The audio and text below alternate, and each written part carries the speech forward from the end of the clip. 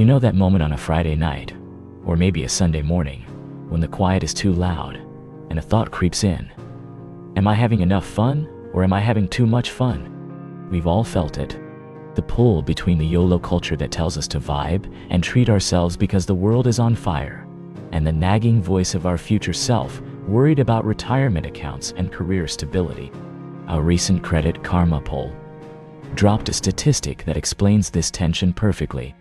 They found that nearly half Gen Z, almost 50%, agrees with the statement that planning for the future feels pointless. Because when you look at the cost of housing, the climate news, and the general chaos, enjoying today feels like the only logical move. But here's the twist.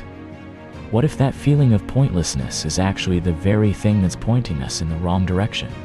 What if the way we think about enjoying our youth versus destroying our future is a trap? A false choice we've been fed. Let's dig into the data to see what's really going on. So, why are we stuck in this loop? It's not just that we're irresponsible. The deck is stacked. Here are 3 key reasons why the line between living it up and selling out has become so blurry. First, the financial fog. We are the most financially educated generation in history, yet we feel the poorest. A 2025 Bank of America study found that 72% of young adults are actively trying to improve their financial health. Cutting back on dining out. We're trying to be responsible. But at the same time, the same study shows that 55% of us don't have enough savings to cover 3 months of expenses. We're anxious about money, so we buy a little treat to feel better. 57% of us do this weekly, which then makes us feel guilty for not saving that $5. It's a cycle of stress and self-soothing that leaves us financially stuck. Second, the precary trap. Life feels like a tightrope. Data from the Bureau of Labor Statistics shows that while we spend less on alcohol and beef than boomers did at our age, we are spending exponentially more on health insurance and rent. The path to the good life feels narrower. A Harvard study from 2025 pointed out that young adults' top worries aren't just social stress. They're about their financial future and the feeling that the world is falling apart. When the stakes are this high, taking a risk, like quitting a soul-sucking job to travel or start a business, doesn't feel like enjoying your youth.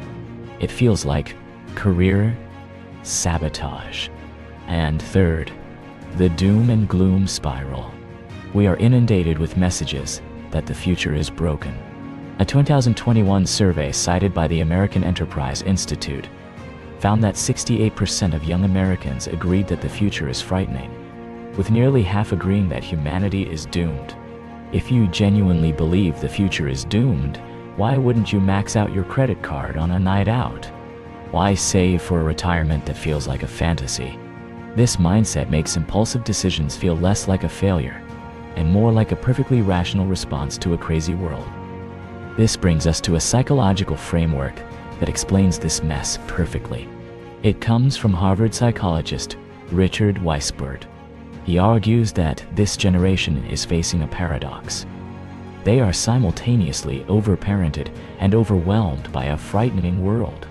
Weissbourd describes how many of us grew up with parents who, with the best intentions, micromanaged our lives to protect us from any failure. We were shuttled from activity to activity, our schedules optimized for a future that seemed predictable if we just followed the rules. We were told to stay on the train to a good college, a good job, a secure life. But here's the problem. As Weissbourd explains, now that we're adults, the world has changed. The tracks are broken. The destination is unclear. And because we were so protected from risk as kids, we never fully developed the coping skills to navigate a world that feels like it's coming apart. We're stuck on a train that's speeding toward a cliff. So what happens? We become risk-averse in the areas that could lead to growth, like changing careers, asking for a raise, or moving to a new city, because the fear of failure is paralyzing. But we become risk-seeking in the areas of immediate comfort. Doom scrolling, retail therapy, or impulsive spending. Because we need to soothe the anxiety of that speeding train. We're not choosing to destroy our future. We're trying to survive a present that feels overwhelming. The enjoying your youth part becomes a coping mechanism, not a genuine expression of freedom. So, how do we get off this train? How do we enjoy our youth without feeling like we're sabotaging our future? It's not about becoming a monk who saves every penny and never has fun. It's about conscious trade-offs. Here are 3 actionable ways to break the cycle. Tip 1. The future hedonism budget. Stop thinking of your budget as a restrictive diet. Think of it as a permission slip. Data shows that 64% of us are cutting back on expenses. Instead of vaguely trying to spend less, give yourself a specific, guilt-free allowance for little treats and nights out. Call it your Enjoying My Youth Fund. When you know you have $100 a month to spend on pure fun, no questions asked, you can spend it without the hangover of shame. The key is to automate your savings for your future self first, so the fun money is truly yours to enjoy. Tip 2. The precarity pivot. That feeling that the world is falling apart. Harvard's Weissbourd suggests the best way to deal with it is to talk about it. Don't let the anxiety fester in isolation. When you feel paralyzed about the future, get specific. What exactly are you afraid of? Is it student loans? Job security? Climate change? Once you name it, you can take one tiny, tangible action. If it's financial precarity, that action could be checking your credit score for free. If it's career anxiety, it could be updating your LinkedIn for 15 minutes.